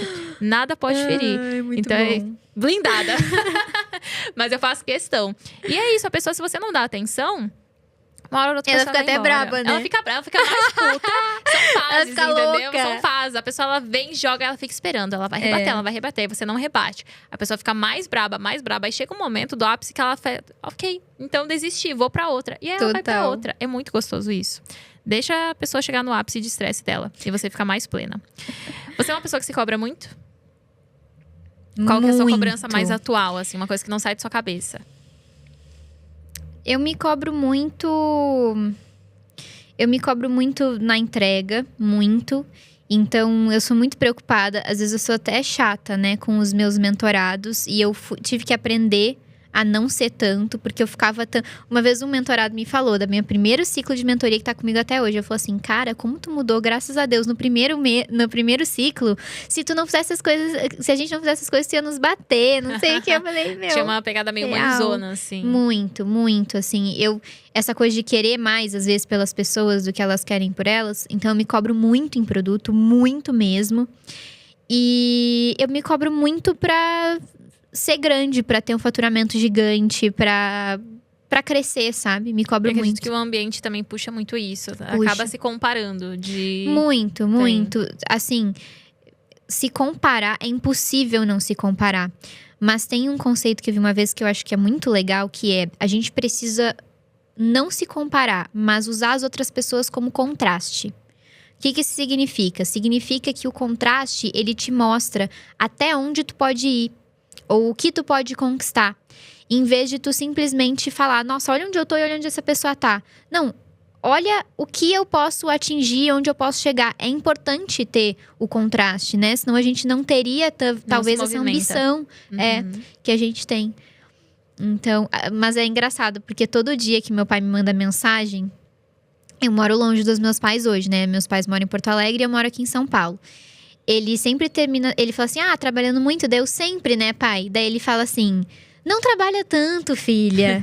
Descansa mais. Nossa, meus pais são o contrário, menina. Eles falam, isso aí, minha filha, trabalha duro, você conquista mais coisas, trabalha. Pro meu irmão, meu pai fala isso. Tem que trabalhar mais, ô gurita. Tá muito vagabundo. Não, os meus, eles incentivam. Eles falam o tempo todo, trabalha mais, filha. Vai lá trabalhar. É que eu acho que o meu pai, ele também sempre foi tão apaixonado pelo trabalho que ele demorou pra conseguir se divertir fora do trabalho. Então, eu sempre lembro quando eu era pequenininha, ele passava 12, 14, 15 horas no hospital. E quando ele chegava, ele ia estudar. Sim. Então, ele ficava estudando. E aí eu acho que ele meio que vê, assim, Acaba ele… criando uma… Eu não quero que ela passe por isso É, também. de assim, não faça da tua vida só o trabalho. Ele fala muito isso pra mim, porque eu sou muito workaholic. Mas assim, a gente é, né? Sim. Não tem como. Tipo, a gente é muito apaixonada pelo que a gente faz, a gente tem muita clareza de onde a gente quer chegar. Então isso faz com que a gente faça vários sacrifícios o tempo inteiro. E às vezes a gente não precisa fazer aquele sacrifício, sabe? Mas faz e às vezes até inconsciente. Você nem escolhe fazer, você simplesmente faz. Exatamente. E uma tendência do digital que você odeia? Eu odeio essa coisa de mentoria pra high ticket, mentoria pra perpétuo, Sério? mentoria. Eu odeio. Mas por quê? Porque fica muito segmentado, sabe? Ah, entendi. Tipo, tu precisa fazer… Mentoria para funil de… Isso! Entendi. Eu quero ter um negócio que gira legal. Aí eu preciso fazer uma mentoria de high ticket pra aprender a lançar high ticket. Eu preciso fazer uma mentoria de perpétuo pra Nossa, isso aprender… é super contraintuitivo, porque fala-se muito de segmentar, principalmente quem é copy de segmenta e tudo mais. E aí você vem e fala, chatice pura, não segmenta. Cara, eu Como assim? odeio. Uhum. Eu odeio real, assim. Eu acho que é porque eu tenho um olhar muito holístico pras coisas. Então, por exemplo, eu falo de copy, mas pra mim copy tá muito conectado com negócios. Então eu não consigo falar de copy sem falar de negócios. Uma coisa tá ligada à outra. Então, quando uma pessoa senta na minha frente, eu não vou só falar o que ela precisa escrever de campanha. Eu vou falar o que é o teu produto. Não, o teu produto é uma merda. Aquelas, né? Qual que é o problema da sua empresa? Você. Você é o problema da sua Porque empresa. às vezes a pessoa não sabe criar produto. E produto não se cria com o que eu quero ensinar. De novo, tem copy em produto também. Então, eu gosto muito dessa visão 360. Pra mim é difícil. Poxa, aí eu tenho que pagar 30 mil pra aprender a fazer high ticket. Aí eu tenho que pagar mais 60 pra aprender a fazer perpétuo. Eu falo, meu… Me traz, nem que seja uma versão mais generalista, mas que abranja um pouco Pelo mais de amor de tudo. Deus, sabe? É que muito, específico. é muita sentido. loucura. E eu não gosto também dos hypes de mercado. Então, Assim.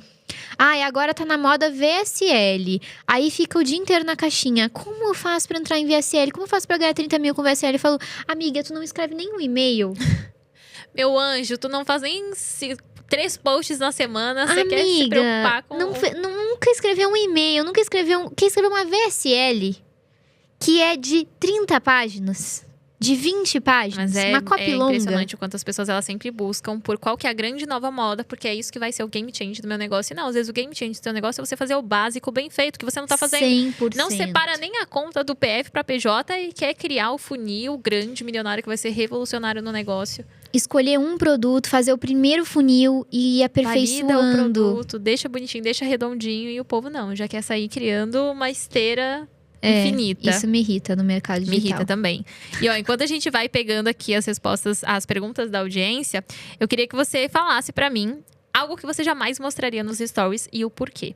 Eu nunca mostraria nos stories e nunca postaria o meu pedido, o pedido de casamento. Por quê? Nossa, agora eu tô muito curiosa. Agora eu preciso ver isso. Eu não vou dormir se eu não ver. Porque foi muito íntimo. Tipo… Ah, fofo. Sem graça. Eu pensei que você ia falar, não foi horrível. Eu tinha uma expectativa. Eu tenho um grande medo de… Eu tenho expectativas altas com o meu pedido. Então, assim, Chuchu… Eu tenho expectativa altíssimas, eu já dei várias referências pra ele de como eu quero. Então, o meu medo… Tranquilíssimo pra ele agora. O meu medo qual que é? É não suprir minha expectativa. Esse é meu receio. Sabe que Sou a Carol exigente. Newman me falou… Eu tinha falado várias vezes pro Eduardo que eu não queria uma coisa pública. Eu não queria, tipo, audiência e tal. E a Carol Newman virou assim pra mim e falou… Querida, o pedido é dele. Então, ele faz o que ele quiser. Daí eu acho que aquilo meio que me tranquilizou, sabe? Que eu falei assim, é verdade, o pedido é dele e ele que lute pra resolver. Então, é porque ele falou coisas tão íntimas, assim. Ele escreveu uma carta dele com… O Eduardo é copywriter, né? Ele com 80 anos falando pra ele de 19, que foi quando a gente se conheceu. Que lindo! Então eu chorava. Meu Deus, Mas assim, eu quero. É muito íntimo, sabe? Então eu acho que eu não postaria. Eu tenho dificuldade de postar coisas muito pessoais, assim. Tipo, eu não tenho costume de postar minha família. Eu não tenho costume de postar amigos de infância. Eu fico um pouco com receio de misturar os mundos, sabe? Sim, e de conflitar. E até porque tem uma frase que eu sempre falo, que é… As pessoas à sua volta não escolheram a exposição, você escolheu. Exato. E eu nunca sei se a pessoa tá legal Ok, com se ela está aquilo confortável. ou se ela tá fazendo o que ela quer me agradar. Então, na dúvida, eu prefiro não Concordo. expor. @Kali Gomes. Como criar sem parecer que está vendendo? Uma coisa que eu sempre falo de copy, um princípio de copy, é que o desejo antecede a ação. Então, quando a gente cria posts, conteúdos, campanhas, a gente não pode ir direto para a venda. A gente precisa ir para o desejo. Então, como eu vou gerar desejo nessa pessoa? Eu vou falar sobre um problema que ela tem. Eu vou mostrar como esse problema dói muito e ela precisa resolver isso hoje. E eu vou mostrar que existe uma solução. Quando eu falo da solução, ela já fala o quê? Como eu tenho acesso a essa solução? E aí começa a venda. Então, é um processo, é como um relacionamento mesmo. A gente primeiro tem a época de conversar, de se entender, de se conhecer, para depois ter o desejo de quanto que ele vai me pedir em namoro, quanto que ele vai me pedir em casamento. As coisas não começam assim, do nada. Então, é focar muito mais na geração de desejo, porque o desejo, ele vai anteceder a venda. Perfeito. E eu complemento trazendo uma parte mais de mentalidade, que é porque você quer vender sem parecer que você tá vendendo. No final das contas, meu amor, um negócio existe pra vender. Então, eu prefiro pecar pela verdade, de falar pro meu público, tanto que os CPLs, a minha equipe quer morrer, mas eu sempre divulgo falando, você vai Aquelas entrar... que começam a CPL1. Galera, bora comprar o Under. Não, eu falo, gente, olha, vai ter um CPL, vai ser um evento gratuito. E quando você chegar lá, eu vou apresentar o meu produto, eu vou gerar desejo, eu vou fazer um pitch de vendas no final pra você. Eu vou vender para você. Então, eu já alinho a sua expectativa desde o começo. Você não quer estar ao vivo para participar e aprender? Burrice é a sua. Por quê? Porque você vai deixar a oportunidade de aprender de graça comigo durante um tempo, de ver na prática eu vendendo e gerando desejo para você, e não vai perder esse medo que você tem de vender. Então, se você não consegue ver outra pessoa vendendo sem torcer o nariz, você também não consegue vender. E isso é ótimo, porque isso é uma quebra de objeção que não está relacionada ao produto, está relacionada a uma crença da pessoa. Então, a pessoa, se ela já entra com essa crença de lá vem a vendedora de curso querendo me vender, e tu quebra essa objeção, ela fala, putz, agora Doeu. me ferrei. Já era minha objeção, já era. Acabou pra mim. Ó, @Tatianes.monteiro. Qual a melhor estratégia de escrita persuasiva no nicho de terapia? As estratégia de escrita persuasiva é muito bom, né? Mas eu acredito que existem fundamentos, pesquisa, técnicas e estruturas que a gente usa para qualquer nicho. Então, não interessa se eu tô falando de desenvolvimento pessoal de saúde. Os gatilhos são os mesmos, a forma da gente fazer são as mesmas. Então, o que tu precisa ter como base? Primeiro, entender aquelas 3 esferas que eu falei: produto, mercado, produto/marca, mercado e público. E a partir disso, explorar essas questões no teu tom de voz, na tua forma de fazer isso. Então, por exemplo, a Maia, ela tem um estilo, talvez, de lançamento que tu vende muito mais para público quente, Total. né? Muito para público quente. Então, quando a pessoa chega no CPL dela, ela já passou por vários conteúdos que tu fez. Ela já sabe do teu jeito. Então, tá tudo bem tu começar o CPL falando, eu vou te vender. E quebrar essa objeção dessa forma. Por quê? Porque ela tem muito domínio do público dela. Então, quanto mais domínio tu tem do teu público, mais fácil vai ficar para te entender. Quais são os gatilhos que eu vou usar dentro da minha comunicação? Como que eu quero que a audiência me veja? E como que eu converso com o idioma que a audiência fala? E não da forma que eu quero falar. Mas é do mesmo jeito para qualquer nicho. Exato. Qualquer As pessoas nicho. trazem muito essa... Ai, porque o meu nicho, meu amor, o fundamento é o mesmo. Não importa o seu nicho. É igual a questão de posicionamento. Ai, porque no meu nicho não dá pra cobrar caro. Dá. Tem caneta que cobra caro. Se uma caneta consegue ser mais cara, às vezes, que o seu trabalho, eu tenho certeza absoluta que você consegue se posicionar como uma mulher e uma marca mais cara. É só uma questão mesmo de você saber o como, que aí eu entrego pra você. Mas, agora pra gente finalizar. Como vender sem vendedora. Uma verdade nua e crua do digital pra você. Uma verdade nua e crua do digital? Ui, essa eu tava conversando ontem. Ah, é? Nem tudo é pra todo mundo. Concordo. Nem tudo é pra todo mundo. E quando a gente entende o que é pra gente, é quando o nosso jogo muda. Uau. Uau! Amei, amei, amei, amei. Obrigada. Eu que agradeço. Obrigada pelo seu tempo, por tanto conteúdo rico. Eu acho que essa foi uma conversa muito rica, assim. Eu amei. Eu amei também. Saber mais de você, saber Altos tudo. papos, mentalidade, Você viu morte. desenvolvimento, morte. Teve um momento meio mórbido aí, mas a gente conseguiu vencer. Obrigada a todos que continuaram. Você que ficou até aqui, meu muito obrigada por ter acompanhado. Bela, divulga suas redes aqui pra galera te acompanhar e te conhecer mais também. Bela Franceschini em absolutamente tudo. Instagram, TikTok, YouTube. Twitter é um mau uso, então é ex agora, né? Mudou. Mas Bela Franceschini com o Ki com CHI. Chique, chiquíssima. E você pode acompanhar o Ponta Solta só buscando por Ponta Solta Podcast, tanto no Spotify, YouTube, TikTok, Instagram. Nós estamos em todas as redes para que você possa acompanhar arduamente esse podcast aqui, que vem com o objetivo de gerar identificação e abrir a verdade nua e crua para você. Lembrando que nós temos episódios novos todas as terças-feiras ao meio-dia. E para você acompanhar, você precisa estar inscrita aqui no canal. Então inscreva-se, deixe o seu like, traga um comentário sobre algo que foi muito valioso, um insight que foi muito valioso, e nos siga, nos acompanhe também pelo Spotify. Foi um prazer imenso, meu muito obrigada pela sua atenção. Não esqueça de me acompanhar também nas minhas redes sociais, @maiacnts no Instagram e também no TikTok. Vai ser um prazer imenso receber você lá. Um beijo e até o nosso próximo episódio.